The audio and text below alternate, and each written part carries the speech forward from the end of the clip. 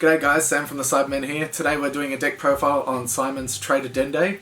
A lot of you have been requesting an update because the one on our website's a bit old. It's been refined a lot since then, so we're going to give it to you here. I'll introduce Simon in a second, but first of all I just want to talk about Anniversary Box. We got our first spoilers for the Anniversary Box, which comes next week, and they are Vegito support, set to Vegito support. We have Vegeta and Goku. Vegeta is a counter play and Goku is a counter attack. Vegeta is a 2-cost counter play that stops a 15k or less from coming into play and plays himself. The Goku is a 1-cost negate if you have 3 or more energy, and they both can also be played from the drop area for 1 energy if you take a life. So really easy ways to get your fusion pieces happening. And then finally we have the Vegito card. It's a 5-cost that comes into play for free once you fuse, and also draws you 2 cards. The good thing about it is you can tap 4 and play your SCR Vegito, which is really cool. It's a great card. We just haven't seen it lately because it's too easy to get rid of and not that easy to play. But now it should see play. I'm really keen to see people like kind of thinking of the set to Vegito lists and getting that going. Anyway, don't forget to like and subscribe. Here's Simon with the Dende list. Cheers. Alright, Simon, let's go. Alright, hi everyone. This is the deck list you've been seeing on the Cybermen's YouTube channel over the last couple of weeks. This build has been refined since the one that we posted on the Cybermen blog. So if you've been following that, this is a more aggressive and more fine-tuned and consistent version of that particular deck. So with the leader here, you kind of want to make sure on your opening hand that you keep as many Dragon Balls as you can. You don't want it to be too early awakening. You kind of want to awaken on turn 2. So if you awaken on turn 1, you actually lose quite a number of opportunities to increase your hand size, because each time the leader searches 2 Dragon Balls, you're plussing 2 for that turn. So you really want to get that off at least 2 times to maximize your hand size. And also, so turn 2 is when you're trying to get there, ideally, is that right? Yeah, so turn 2 is your ideal awakening versus the majority of decks. If you know a particular deck is quite slow, or you know they're going to try and rip your hand apart and you want to get some extra draw power in, you could even delay awakening till turn 3 to get the extra +2. And so if that's the case, you want to kind of be mulliganing for having no Dragon Balls in your hand, so putting the Dragon Balls back. Besides Dragon Balls on your opening mulligan, you also want to have Frieza Revenge in Motion in hand ideally, as well as Tagoma Frieza's Loyal Servant. So that's your turn 1. Yeah, that's your turn 1 combination that you really want to have when using this deck. The Frieza Revenge in Motion is a Frieza card which allows you to play Tagoma for free. You get to look and choose up to 1 Dragon Ball, and then shuffle your deck and draw 1 card, and you place the Dragon Ball in the drop. And the Frieza Revenge in Motion lets you get whatever Friezas you need from your deck into your drop, and really thins it out quite well, because it draws 1 card and then it lets you put a Frieza out of the deck into the drop, so it kind of reduces your deck size by 2. Perfect. When you're using Tagoma's Loyal Servant, you don't always want to be grabbing a Dragon Ball even when you can. So for example, on turn 1, if you're playing this combination and you have already drawn 5 Dragon Balls and used them, you don't want to search and pick a Dragon Ball with this card, because you want to get +2 on the next turn. So you free play it. You've got to remember you have to shuffle a deck before you draw with this card. It's a common mistake people make. Because you're going through the deck, you have to shuffle. Yeah. Even if you don't pick something. That's right. So that's your ideal turn 1 play. Alternatively, on turn 1, you can play Vicious Lucky Tagoma. That card's there to search out your Revival of the Emperors. If you happen to burst 1 of your revivals, you want to use Tagoma to look through your deck and get a second one in there. The reason for that is you want to make sure you always have 2 sitting in the drop area, so you can use Dragon Radar to +2 Desire cards. Yeah. A common mistake people make when they're playing this deck is they want to keep the revivals in the deck so that they've got a high chance of drawing it, but you want to make sure you have 2 in the drop. So if you've got 1 in the drop after your first 2 turn bursts, then you use Vicious Lackey Dagoma to grab 1 from the deck instead, to make sure you've always got that 2 combination going on, so you can use it twice each turn. Yeah. You want to be going down to 5 life as soon as possible as well, is that right? So you can. That's right. Activate your guru. Ideally, you want to have 2 Dragon Balls in your life, and then you can either take 1 hit or use Time Magic to get down to 5 life on turn 2. The reason you want 5 life on turn 2 is so you can plus, using your leader's skill, when he wishes to awaken, he can grab a Namekian from the drop area, and the one you want to target is Ancient Wisdom Guru, which is your super combination. And that way, on turn 2, you can swing with your Frieza Loyal Servant, or you can swing with your Tagoma. You can combo Guru, plussing 1, and then you can wish to awaken and you grab that Guru straight back. So you get to do a 15k swing plus recover that super combo. You can also use it in defense on your turn 1, and you can grab it back from there. Obviously, you don't do that if you happen to burst 1 already. Yeah. The good reason thing about this Guru is it pairs with Dangerous Journey Bomber. Dangerous Journey Bomber, when you play her, allows you to choose 3 battle cards with costs of 3 or more in your drop and shuffle them back into your deck and then draw 1. And this really becomes super high value the later you go in the game. Because as your deck gets filtered, and this deck filters your deck hard, what it means is you might have 10 to 12 cards left in deck, and then you're shuffling 3 super combos back and drawing a card. And as you get further and further through the game, the chance of you doing the whole super combo into a super combo into a super combo into a super combo and then repeat, it really becomes quite powerful. Yeah. So I think Dangerous Journey Bomb was one of the best cards in this particular deck, and for Wish leaders, because of that ability to recycle these super combos when you have a tiny deck.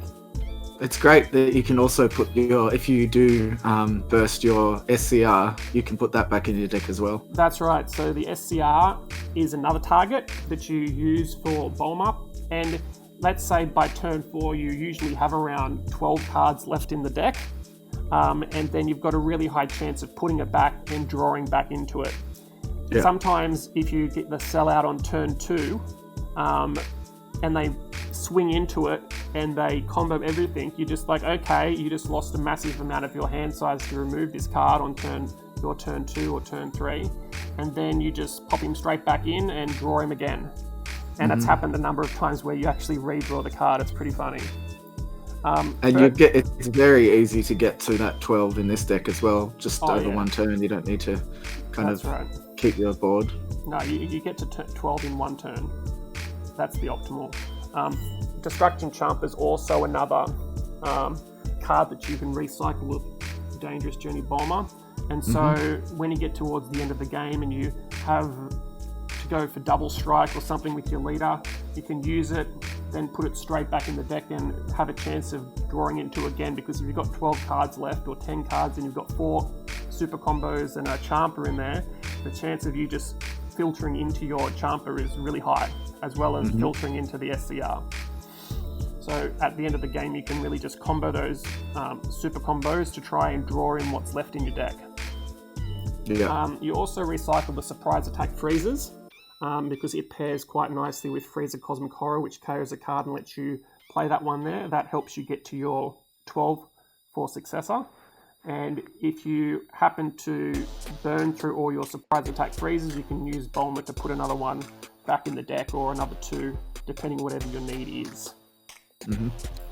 So I was going to ask, so as obviously it's changed a lot since we first looked at the deck. You removed a lot of the new cards. Now the only card from set 10 is that Cosmic Horror Freezer. Yeah. Why the change, and why does it make it better? So the original deck had the Dark Dragon Balls, I think they are, and the Xeno Freezer that lets you pop it to recover the ball from the drop area. Don't get me wrong, that was awesome. That deck, it could do 20 damage on turn 2. And when it went off, it really went off hard and was awesome.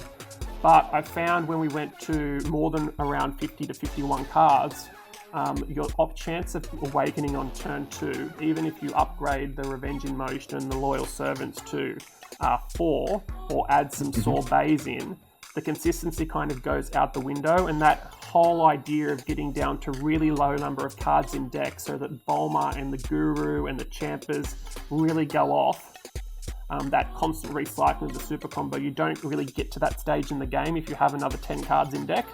Yeah. And so by removing them, I found it a lot more consistent.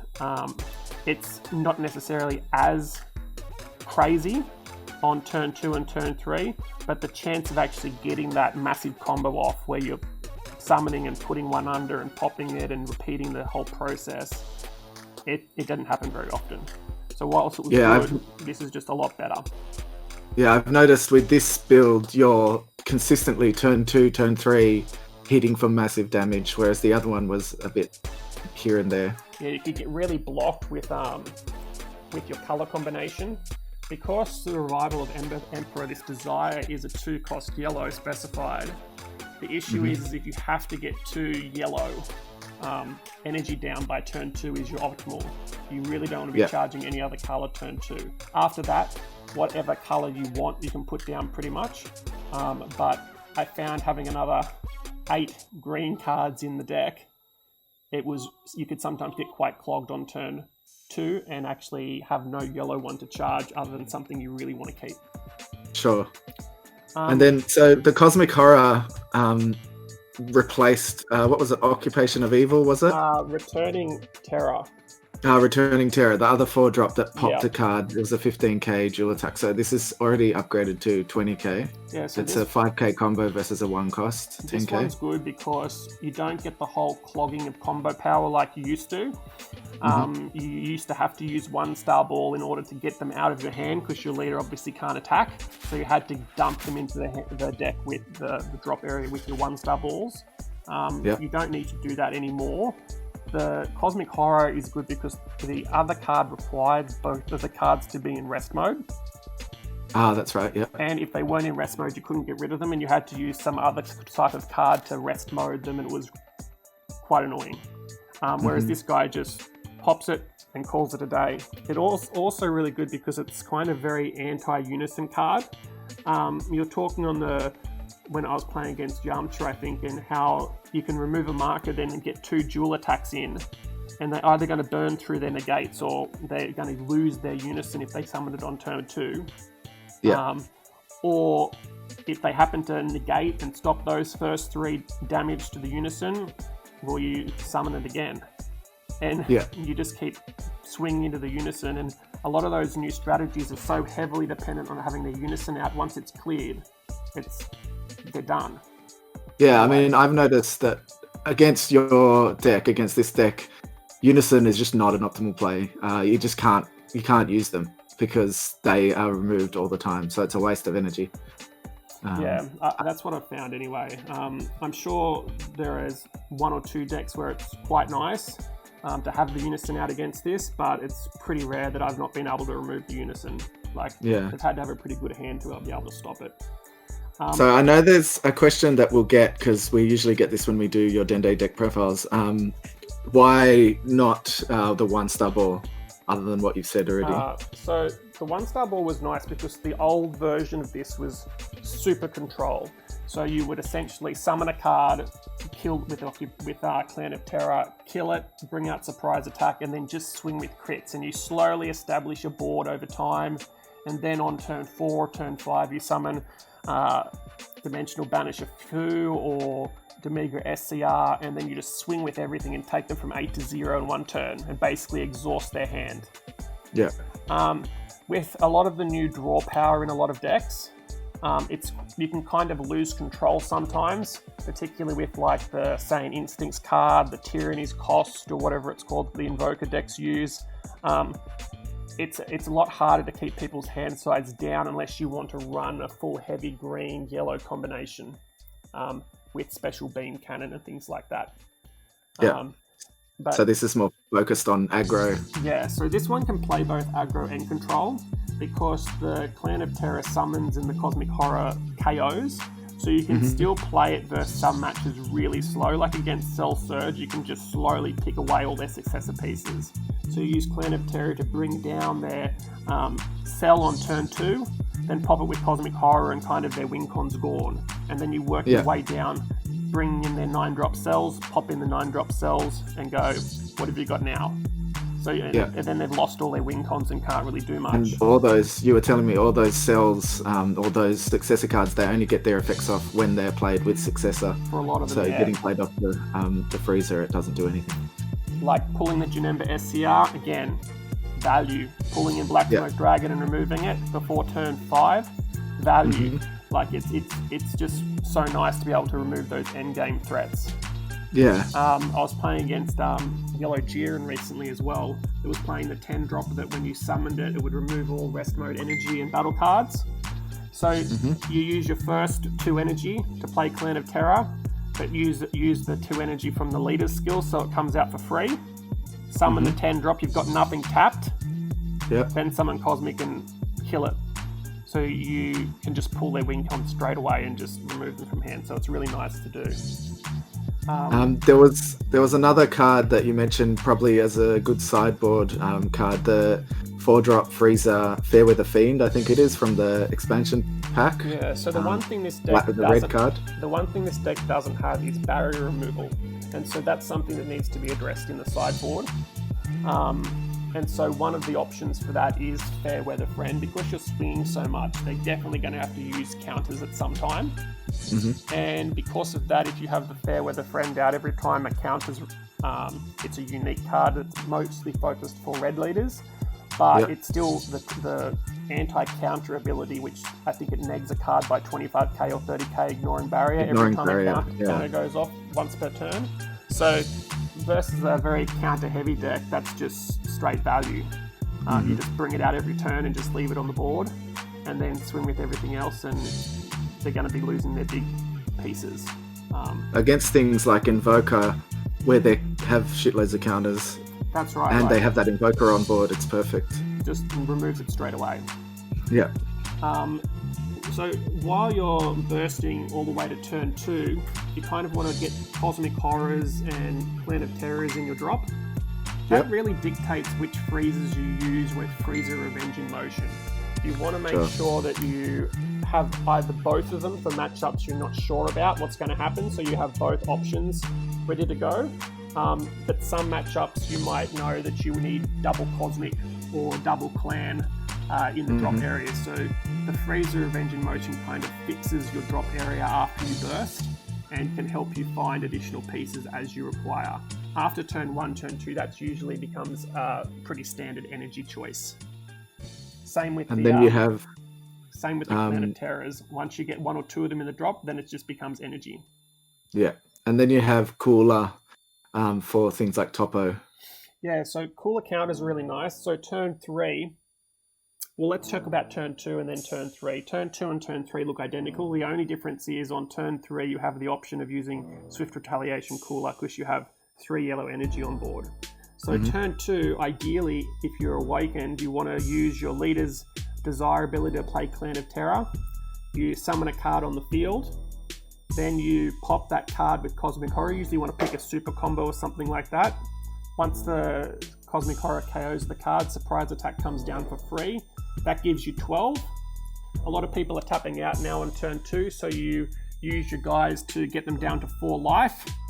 Then you successor out into Cell and swing for game. Now, being on the receiving end of that, it's not fun. A lot of people who are underestimating this deck, everybody's really excited about all the new cards, talking about Invoker and stuff, and they're not realizing that turn 2 you can go in with, all the damage from the 4 drops, then the quad strike from Cell, and a lot of people aren't leaving anything for defense. And you can dump the super combos. A lot of decks, you kind of hold onto them for like your kill turn, or you hold onto them for defense. Because Dangerous Bomber just puts them straight back in the deck, and the deck's so filtered, you can just use those for anything. You can just slap them down and not worry about it, because you can recover them, which is great. and they're either going to take a heap of damage with Cell, or they're going to burn the gate. And on turn 2, a lot of people don't have Sparking up. And so if they're tapped out for their Unison, that's pretty much done. Turn 3, you just repeat the whole process. You go Clan of Terror into Cosmic into Surprise. Then you prop down Cell. If you happen to be able to get Successor on turn 3 without using your energy. So, for example, you might have 2 Tagomas on the board. You might have a Cosmic and a Clan from the previous turn. What you do is you go into Cell, you drop the freezes into the drop, then you swing with Cell, and you've got Counter Cooler on board. And versus a lot of decks, that's game right there if they don't have any sort of leader removal. Yeah. And then you can use your leader's ability to then summon one of the 2-3 freezes that you've just put in the drop to answer whatever need you've got to sort out. It's very, very strong. The only other thing with it is the Dragon Radars. They're great to use. You really don't want to be bursting those or using those. You kind of want to use your spare energy every turn to recover 2 revivals, so you've got full energy for the next turn. You don't kind of want to be using that card on your turn for that turn. You want to use it at the end of your turn for the next turn, so you've got all your energy open to be able to use. One of the cool things with this deck is you don't really care about tapping out. For some reason, you always have quite a lot of combo power. The time magics are just straight value. You have Sparking from turn 1 from your Dragon Balls and Bursting 2. So it's on board and ready to go versus decks like Gohan and things like that. Yep. So it's quite defensive as well, as you found out when you're playing against it on the YouTube videos. Like, you'll see I'm tapping out comfortably every turn. It's like you were saying with the Dangerous Journey Bomber, you're always hitting good combo power from your deck. Even if you've used your super combos, you just keep on going. Yeah, it's the best card in the deck, and that's what makes the deck, because you get so filtered that essentially you're usually drawing Gurus or some other value card that you needed, which is just fantastic. You really do want to get down to 5 life by turn 2 so that your super combos are turned on. And you can use Time Magic to do that if they're not swinging at your leader. If they're trying to clear the board, you can use your Time Magics to defend against that as well. You really don't want to be taking crits though, so I often use the Time Magics to stop the crit damage. So I like to see as many cards as possible. I mean, I guess the thing is that people have to think about when they're making this deck is not to fall for the trap of the Xeno Freezer stuff, where it's a lot of fun, it can go hard, but it might not be the best option for consistency. That's right. Consistency is more important. And then you have your tech choices. So for your sideboards, so the sideboards are essentially, can be sets of 3 cards that you can replace a Bulma and a Cooler and a Dragon Radar depending on the type of deck, or you can replace a couple of Bulmas. Like if you're going to be going a short game and you can smash someone pretty hard and they're a green deck, you can side in 3 Haru-Harus and just go to town. You've got the opportunity of putting in the Kotsukais to be kind of even more anti-topo and counterplay decks. Yeah. Just cards like that really is like your optimal sideboard. You want to have you have 4 dangerous bombers for against games that are going to go really long, like your Cooler Mill matchup. Because you're filtering the deck hard, you really need the bombers there to keep putting the cards back in your deck and keeping your deck from milling out. So she's a good card to have as an extra one to pop in. You talked about that Fair-Weathered Friend. It's just sweet against those decks like Invoker that want to keep negating every turn and using those counters. But yeah, it's been a lot of fun to play this deck and refine it, and it just goes hard every time. Like, you might open a hand and it's a bit crappy, but it's got so many ways to fix the issues that crop up. Like, if your opening hand's not right, you didn't burst the right things, because you're drawing so much, it doesn't really matter. You'll get the pieces that you need. I think one last point that you can take away from that is it's not always optimal to run a Unison either. People are trying to put Unison cards in everything, and it's not. There's no optimal time to play a Unison card in this deck because you're playing on curve every turn. There's nowhere that it fits in. Yeah, like that's why you don't have one. Right? I've seen lots of decks using the Vegito. Yeah. The Vegito Unison, the yellow one, where you ditch 2 cards and draw 2 cards. Mm-hmm. I'm surprised if those people aren't decking out by turn 4, because I'm almost decking out turn 4, and I'm not ditching 2 cards every turn. And I don't know when they find the time to use that energy, because I'm tapped out every turn regardless. And well, that's what I'm thinking. There isn't an optimal time to play a Unison card in this deck, unless you want to play a longer game, which is fine, but that's just not how we play it. So if I know it's going to be a long matchup, I'm thinking of probably having one of those Mecha Kabura Unisons that allows you to steal cards. Because turn 4, you can use Clan of Terror. You can play Mecha Kabura. It gives you quite a good defense for the next turn or 2. But turn 4, play that. Use your leader's ability to summon Clan of Terror, and then you could bring their Black Smoke Dragon down the field and steal it with the Mecha Kabura neg for take a card. You can summon their Cell and steal it. So all the SCRs come down on 5. So turn 4, if you know you're going to get to turn 4, which isn't always the case, you can usually finish at turn 3.